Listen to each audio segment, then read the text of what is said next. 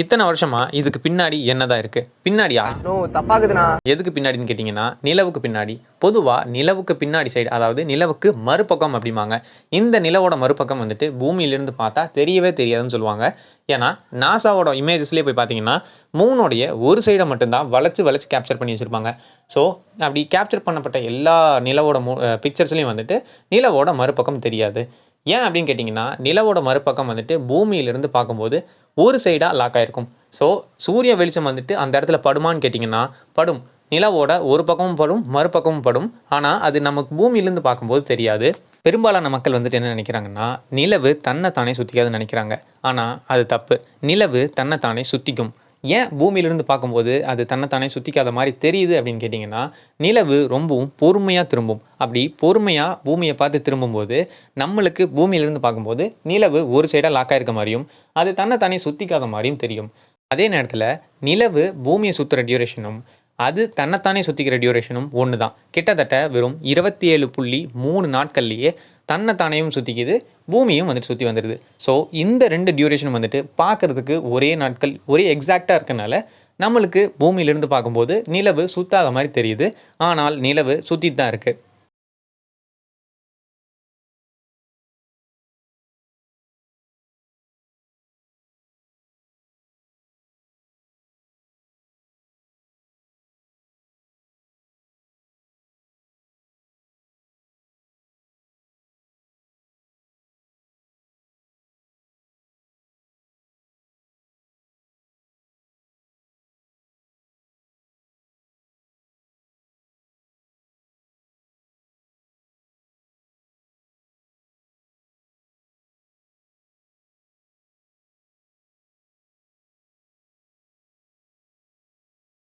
சரி, நிலவு வந்துட்டு ஒவ்வொரு 27.3 நாட்களுக்கும் சுற்றி வரும்போது பார்க்க ஒன் சைடாக லாக் ஆகிருக்க மாதிரி இருக்கே, இதுக்கு ஒரு பேர் கிடையாதுன்னு கேட்டிங்கன்னா, இதுக்கு ஒரு பேர் இருக்குது.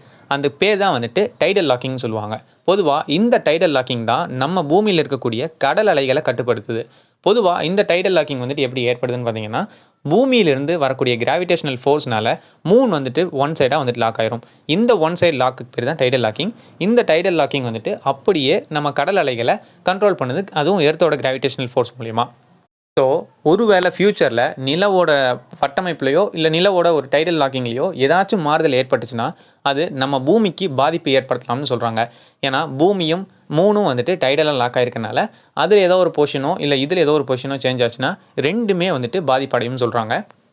சரி, இந்த டார்க் சைடுக்கு பேர் என்ன அப்படின்னு கேட்டிங்கன்னா, எனக்கு தெரியும், கேளுடா.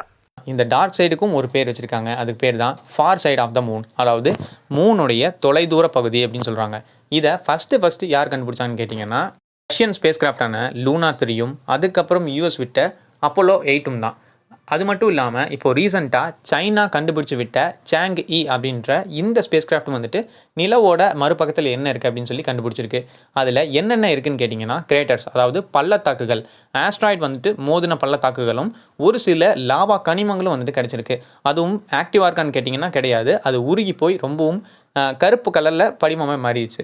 அதே நேரத்தில் நம்ம சோலார் சிஸ்டத்தில் இருக்கக்கூடிய எல்லா கிரகங்களை தாண்டியும் எல்லா நிலவுகளை தாண்டியும் மிகப்பெரிய ஒரு பள்ளத்தாக்கு நிலவில் தான் இருக்குது. அதுக்கு பேர் என்னன்னு கேட்டிங்கன்னா சவுத் போல் எய்க்கன் பேசின்னு சொல்லுவாங்க. இந்த பள்ளத்தாக்கு நம்ம சோலார் சிஸ்டத்திலேயே மிகப்பெரிய ஒன்று அப்படின்னு சொல்கிறாங்க. ஸோ நிலவு அதோட மறுபக்கத்தை வந்துட்டு நம்மக்கிட்ட காட்டாமலாம் இல்லை, அது பூமியோட கிராவிடேஷனல் ஃபோர்ஸ்னால டைடலாக லாக் ஆகிருக்கு. அதே நேரத்தில் நிலவு பின்னாடி என்ன இருக்கும் அப்படின்னு சொல்லி நீங்கள் என்ன நினைக்கிறீங்க? டிரான்ஸ்ஃபார்மர்ஸில் வரக்கூடிய அந்த dark side of the moon அப்படின்ற இதில் வந்துட்டு ஒரு சில ஆட்டோபாட்ஸ்லாம் அங்கங்கே கிடக்குமே, அந்த மாதிரி இருக்கும்னு நினைக்கிறீங்களா, இல்லை வேறு ஏதாச்சும் இருக்கும்னு நினைக்கிறீங்களா அப்படிங்கிறத மறக்காமல் கமெண்ட் பண்ணிடுங்க. சப்ஸ்கிரைப் பண்ணிவிட்டு ஷேர் பண்ணிவிட்டு லைக் பண்ணிவிட்டு இந்த வீடியோவில் உங்களுக்கு என்ன பிடிச்சது அப்படிங்கிறத கமெண்ட் பண்ணுங்கள். அது வரைக்கும் நான் உங்கள் ரூப் தமிழ் சைனிங் ஆஃப்.